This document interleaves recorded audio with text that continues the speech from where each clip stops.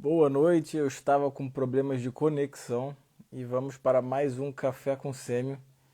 E hoje o tema é Médico Cowboy. Médico Cowboy. Vocês estão me ouvindo bem? Me vendo bem? O tema é Médico Cowboy. Pronto.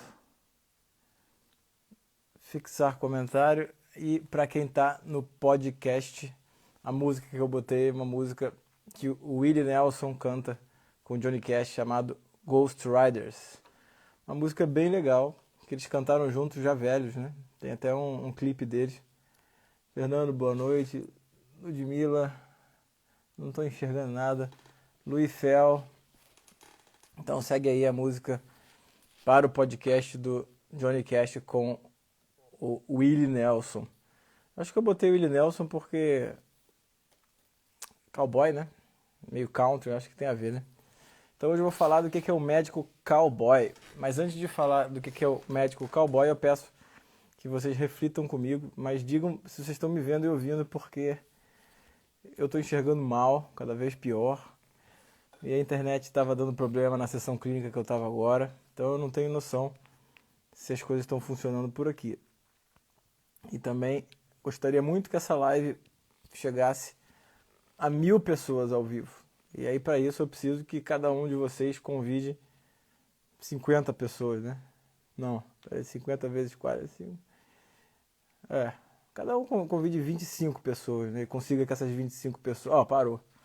A outra está dizendo já que parou de transmitir, mas... Enfim, se cada um conseguir que 25 pessoas entrem ao vivo, eu chego a 1000 pessoas na live e vai ser um recorde.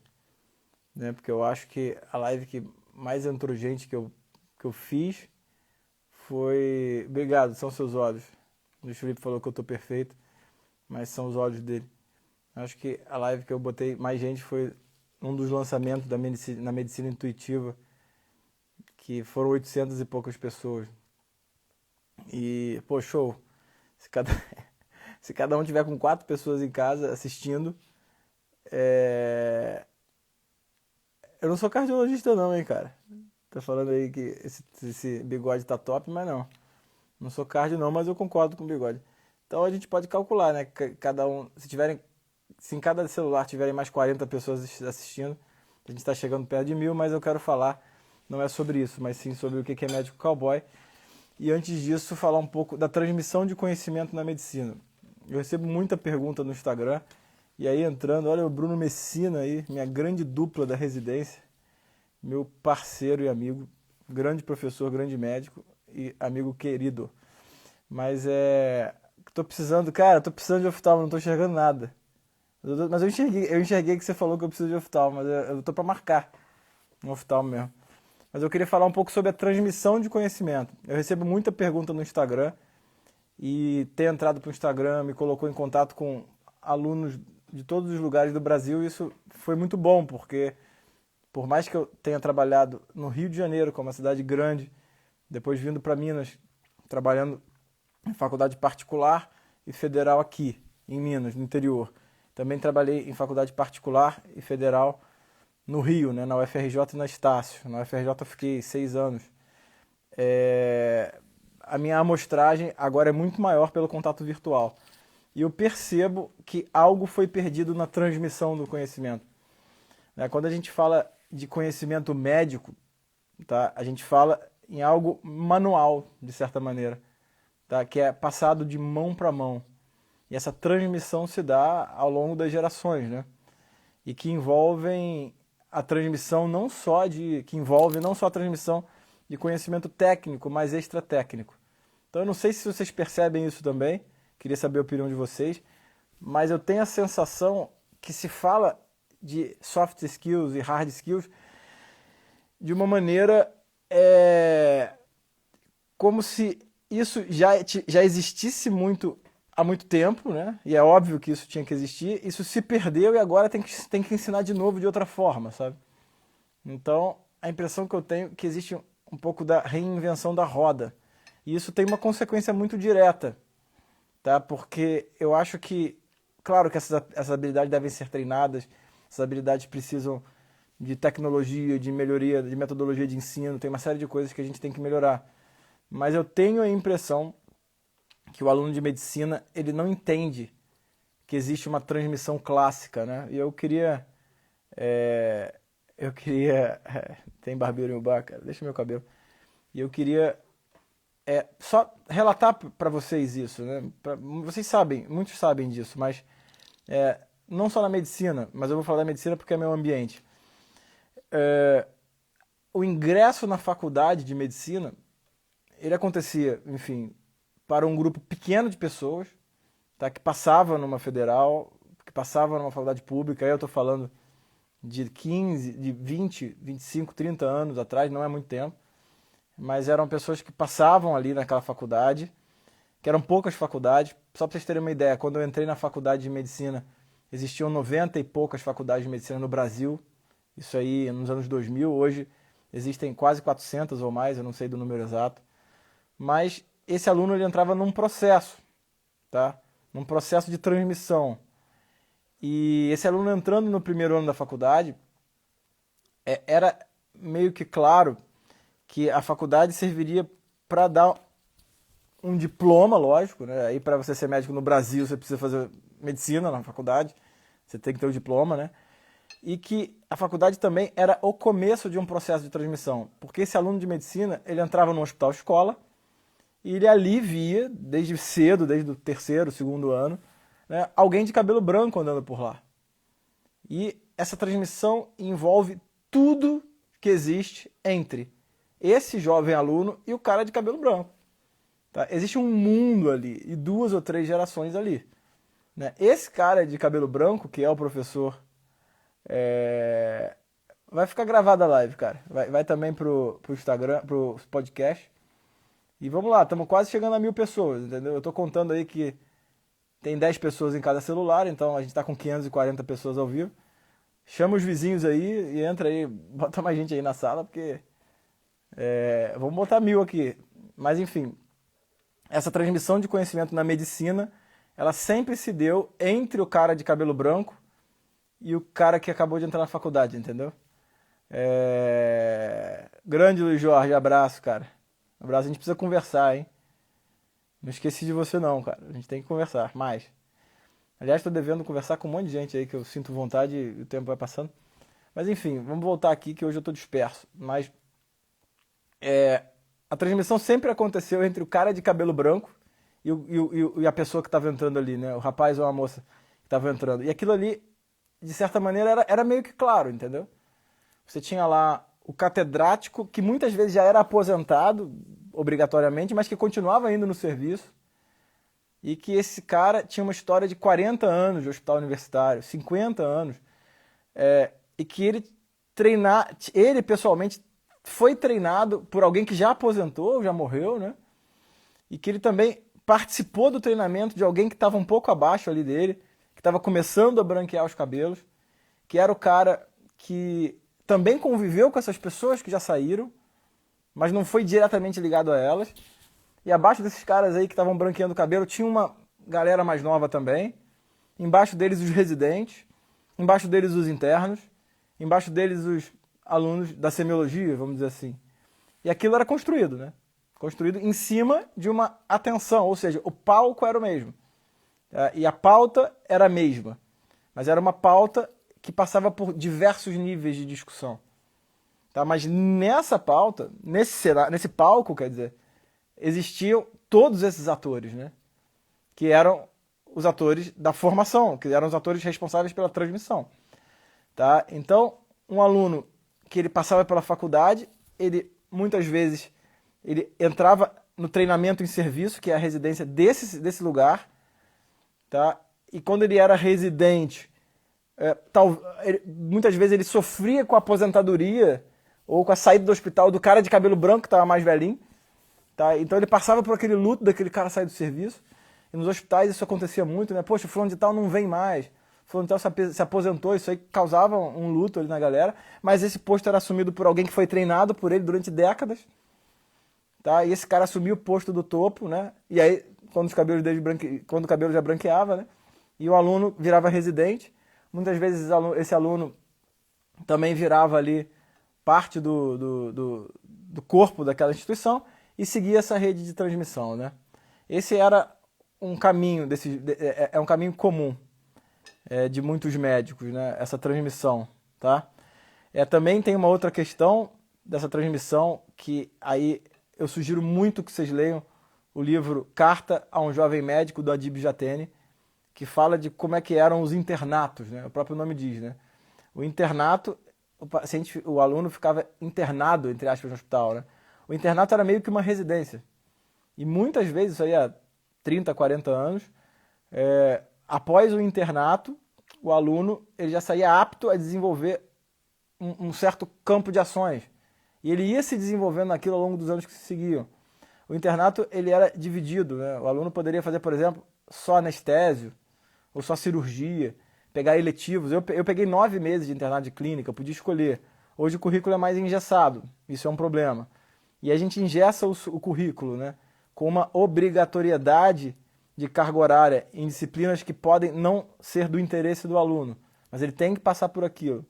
E a gente também acrescenta a necessidade, ou, enfim, a obsessão pelo estudo para a prova, né, de forma um pouco desordenada, e aí esse aluno fica um pouco perdido, né? Porque ainda que antigamente o aluno saísse da faculdade e não entrasse nessa rede de transmissão, ele tinha os contatos das pessoas que, enfim, estavam na rede de transmissão, e ele também tinha feito um internato muito sólido, sabe? Isso aí era um internato que era como que uma residência, sabe? Então, quando a gente soma ali, a gente soma esse cenário de aprendizagem que não existe na imensa maioria dos lugares, que é o que acontece entre o jovem aluno e o cara de cabelo branco. Quando a gente esvazia o internato da sua real função, tá? Aí entra também algumas questões de legislação que eu acho péssimas, já vou me comprometer aqui, que é restringir a carga horária, por exemplo, de um internato, né? Como o próprio nome diz, né? O internato é para o cara ficar internado ali, né? Residente, residir no hospital. Então, quando você soma aí um espaço que não acontece entre o aluno e o cara de cabelo branco, né? Esse cara não é formado nesse ambiente. Quando ele tem um internato, que ele fica perdido mesmo, né? Porque o aluno que ele tem que rodar em uma porrada de especialidade do internato, sinceramente, muitas vezes o que acontece são algumas rupturas, né? Entre disciplinas, entre cadeiras do internato que não correspondem ali a uma formação técnica real, né? Talvez fosse muito melhor que o cara ficasse 2 anos na clínica, ou, enfim, ou um tempo maior na pediatria, enfim. Isso é uma realidade. Já foi desse jeito. E aí quando a gente soma esse cenário de ausência de um treinamento entre o cara que entra e o cara de cabelo branco, né? O internato que ele não está ali, né, contínuo, ancorado, com um tempo maior, com uma amplitude maior em grandes áreas à escolha do aluno. E a gente não oferece também, a gente que eu digo não sou eu, óbvio, a gente não tem um cenário com esse imenso número de faculdades de medicina que absorvem alunos em programas de pós-graduação, de residência, né? Estou chamando de residência de pós-graduação, que permitem que haja supervisão, cara. Isso aí causa um baque, né? Causa um baque que o aluno às vezes não percebe. Tá? Eu percebo porque eu vivi esses cenários, eu estudo essas coisas, né? Mas aí, esse aluno, ele muitas vezes acaba virando um médico cowboy. Tá? O que é um médico cowboy? O médico cowboy, aí presta atenção, né? É aquele médico que se forma em um ambiente sem essa linha de transmissão que eu falei, entre o cara que acabou de entrar na faculdade e o médico de cabelo branco, porque nessa linha de transmissão, né, inevitavelmente existe já uma cultura local de transmissão de conhecimentos, tá, que envolve hard skill e soft skills, né? Você quando convive com alguém mais experiente, mais velho, alguém verdadeiramente bom, né? Você aprende, você é educado nas virtudes, você é educado a tomar as melhores decisões frente às incertezas. Aí você começa a perceber que a medicina não é a certeza que dá igual prova de física, igual prova de anatomia. A medicina é você tomar a melhor decisão frente às incertezas, tá? Para aquele caso, com base na literatura e na expertise de alguém mais experiente. Tá? É isso, né? O que eu estou falando em palavras agora, o que eu floreei para falar até agora é isso. Né? O que é um ambiente que fica entre o cara que entra e o cara de cabelo branco? É um ambiente onde há um treinamento contínuo frente à incerteza do caso clínico real, onde é levado em consideração a técnica e a expertise e a educação em humanidades. Em humanidades, né? O que eu estou falando aqui é uma educação em humanidades. A partir do momento que a gente entra nas incertezas, a gente entra nas humanidades médicas, que é a tomada de decisão levando em consideração uma série de fatores não necessariamente técnicos. Tá? E isso só é visível, muitos jovens médicos nem sabem que isso é possível, que eles entram na faculdade para serem médicos cowboys. Tá? Eles entram na faculdade ali no primeiro período para passar em prova, para entrar no internato, para subir num cavalo, botar uma garrucha nas costas, um rifle nas costas e partir, cara. E partir. O que é o médico cowboy? É esse médico que é educado num ambiente longe disso que eu falei, tá? Que ele não participa de um ambiente onde haja uma transmissão verdadeira de conhecimento, que é o que eu descrevi agora há pouco, e quando ele se informa, ele sai da faculdade, ele perde o vínculo total com aquela faculdade, sobe num cavalo e pé na estrada. Tá? Aceita dar um plantão, como se ele estivesse em cima de um cavalo, botou um rifle nas costas e foi para uma cidade nova, né? Imagina, um cowboy lá daquelas épocas, que vai lá, sobe no cavalo, entra na estrada, vai para uma nova cidade que ele não conhece o xerife, que ele não conhece qual é o padrão de crimes que acontece ali, ele não conhece qual é a população que está ali, tá? Ele não tem experiência como cowboy, ele não tem outro cowboy para ele, outra pessoa que desempenha a mesma função para fazer, e ele vai e encara aquilo ali. Né? Encara em cima ele, o cavalo e o rifle. Né? E a consequência disso é uma consequência muito perigosa. Perigosa por quê? Porque dá dinheiro isso, né? O médico cowboy ele não fica sem dinheiro, né? O médico cowboy ele não tem problema financeiro, pelo contrário. Esse médico cowboy ele ganha muito mais dinheiro do que, por exemplo, em muitos casos, os próprios pais, né? A própria família. Tá? Esse trabalho de médico cowboy ele tem uma renda, uma rentabilidade, né? Que muda a própria vida da família, né? E aí algumas desculpas começam a acontecer. Por exemplo, eu vou fazer isso aqui só por 2 anos, eu vou fazer isso aqui só por um tempo curto, e aí você acumula um certo dinheiro, você começa a viver daquilo, você começa a se acostumar com a cidade. Né? Você vai lá, você já está como cowboy na cidade há 2 anos, você começa a ficar próximo do xerife, você começa a entender quem são quem são os criminosos dali, você começa a entender o que é considerado crime ali, né? E o que não é. Você pode até achar estranho, porque da onde você veio, talvez aquilo, a moral é um pouco diferente, mas você vai se acostumando com aquilo ali, né? E aí no final das contas você se acostuma a um determinado padrão de ação dentro da medicina, que envolve ali um rol de pequenos procedimentos, pequenas condutas, e você começa a ignorar completamente a natureza da profissão. Que a natureza da profissão, da medicina, e aí presta atenção, a medicina ela serve para você escutar uma história, entendeu? É óbvio, pessoal, é óbvio que vocês têm que entender também que existe a questão técnica importante. Pô, um hemodinamicista talvez ele vai ter uma outra formação, mas ele vai estar diante de uma narrativa. Um cirurgião plástico ele vai ter uma outra formação, mas ele também vai estar diante de uma narrativa. Um dermatologista que mexe com cosmetria, ele também vai estar diante de uma outra situação técnica, mas também ele está diante de uma narrativa. E você perde ali o fio da meada, porque você não entende que, no final das contas, aquela profissão que você adquire, que é uma profissão de serviço, ela ela é de fato, né? A satisfação plena, e eu falo para vocês com a minha experiência, né? A satisfação plena na medicina, ela vem na prestação de um serviço, né? Vem na prestação daquele serviço, feito da melhor forma, diante daquela narrativa, né? Com base na possibilidade daquela pessoa, né? Você não consegue desenvolver isso sem treinamento de alguém que faça aquilo muito bem. Por exemplo, a empatia, né? A empatia de sofá, que eu gosto de dizer.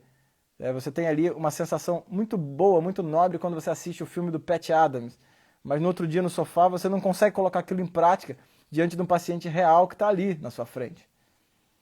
Porque, na verdade, a empatia ela envolve uma percepção da narrativa, tem que ter um repertório literário, um repertório de linguagem e alguém que saiba exercitar aquilo com muita seriedade, né? E aí, o médico cowboy, ele é um médico que ele tem um risco muito grande de se perguntar muito cedo por que que a medicina está tão desvalorizada. Tá? No final das contas, esse é um problema, porque o cara ganha dinheiro, o cara melhora a condição financeira, mas atender pacientes, para ele, fica uma coisa meio acinzentada, sem as cores, que apenas a compreensão do que é a vida humana podem dar para aquela situação. Então, esse médico cowboy, que ele se forma sem um planejamento de formação, né, que ele está ali, às vezes, dando uma desculpa que precisa trabalhar por um tempo, que ele sobe no cavalo e vai para um lugar que ele não conhece e aceita, né? Porque a medicina também passa por isso. Há uma necessidade imensa de médicos. Então, o médico não fica sem trabalhar. Não existe outra profissão como a medicina hoje que pessoas muito medianas, pessoas muito ruins, pessoas mal formadas, pessoas tecnicamente ruins e humanamente ruins ganham tanto dinheiro. Tá? Isso é um fato, não é uma análise minha. Isso é um fato, né? E a medicina tem isso, e talvez por um tempo grande, né? A gente não sabe. E isso é um perigo. Isso é um perigo e eu realmente encaro o meu trabalho aqui no Instagram, meu trabalho virtual, como algo que está no campo da nomeação dessas questões e do oferecimento também de soluções, né? De soluções que mostram que tem caminho, né? O grande ponto é esse, tem jeito, né? Em todos os lugares, aí escuta o que eu estou falando, em todos os lugares há possibilidade de entrar num programa de transmissão de conhecimento. Em todos. Sempre vai ter como você fazer movimentos em direção a entrar numa linha de transmissão. Tá? Hoje, com o mundo online, também isso facilitou um pouco, né? Óbvio que não substitui, mas... Enfim, o Fernando perguntou, por que você acredita que pessoas assim conseguem ter campo na medicina? Cara, é só você ver qual é o critério para se contratar um médico, entendeu? O critério é ter CRM em muitos lugares, entendeu? Então precisa de médico, essa é a verdade. Precisa de médico em vários lugares, entendeu? Então é isso, é lei de mercado, não tem jeito.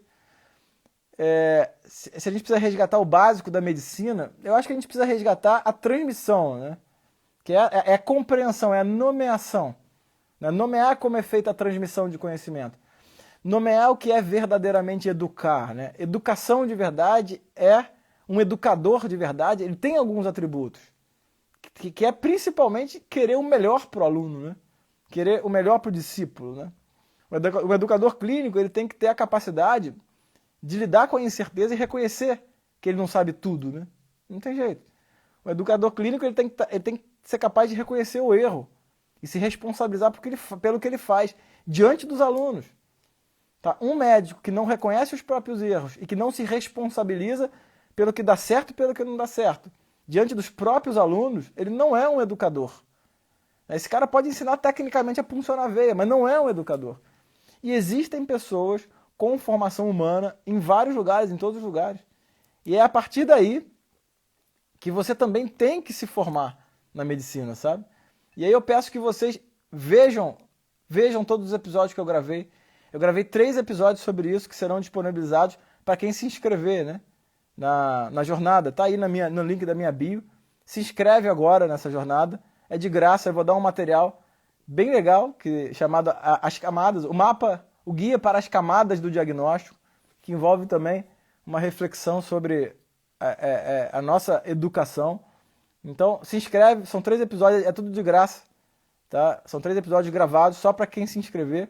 Depois você vai ter um material, que é um mapa, um guia para as camadas do diagnóstico, para você usar na prática. Você vai pegar esse papel, imprimir, levar para as suas faculdades, para você, quando estiver diante de um paciente, você levar em consideração todas essas camadas que acabam no próprio paciente. Né? E depois eu vou abrir vaga para a comunidade de medicina intuitiva, entendeu? A galera tem perguntado aí quando é que vai abrir vaga, vai abrir depois disso. E eu vou abrir vaga especificamente para quem se inscrever para participar, entendeu? Dessa jornada. Que é o link que está na bio, entendeu? Então a gente precisa entender isso, sabe? Essa transmissão. Vocês que são médicos novos e estão se formando, vocês precisam entender que vocês têm o risco aí de subir num cavalo e partir para... Vão te convidar, né? As outras cidades vão convidar vocês para subir num cavalo e trabalhar, né? Com as 1000 justificativas possíveis. E você vai acabar caindo numa dessas, né? Só que tem jeito, né? Esse que é o ponto. Dá, tá? Tem jeito e dá para você fugir disso. Entrar num programa, numa programação de aperfeiçoamento, entendeu? Para que você possa um dia levantar e olhar para a sua profissão e falar, poxa, essa profissão ela tem algo mais do que apenas, né, me dar o meu sustento. Só isso. Não é só isso, né? Ela me faz ser uma pessoa melhor, né? E aí, para finalizar, para vocês refletirem sobre isso, no fundo, a medicina ela tem uma função, né? Que é que você se torne uma pessoa melhor. Um melhor pai, um melhor marido, uma melhor esposa, uma melhor filha, né? Que você volte para sua casa melhor, né? Você tem que fazer isso. A medicina ela tem que ser isso para você. A medicina tem que fazer com que você volte do seu trabalho para sua casa melhor do que você saiu, entendeu? Porque você agiu com base nas virtudes. Você tomou decisões, né, coerentes com a moralidade, coerentes com uma educação em virtude, com um treinamento que você vai fazer ao longo do tempo, né? É um treinamento longo, não é curto. Tá? Então eu peço que vocês assistam esses 3 episódios. Tá? Se inscrevam aí na jornada para vocês receberem o material complementar, porque vai clarear um monte de coisa. Beleza, galera? Até vou-me. E vou cortar o cabelo aí para quem está dizendo que está muito grande. É falta de tempo. Valeu.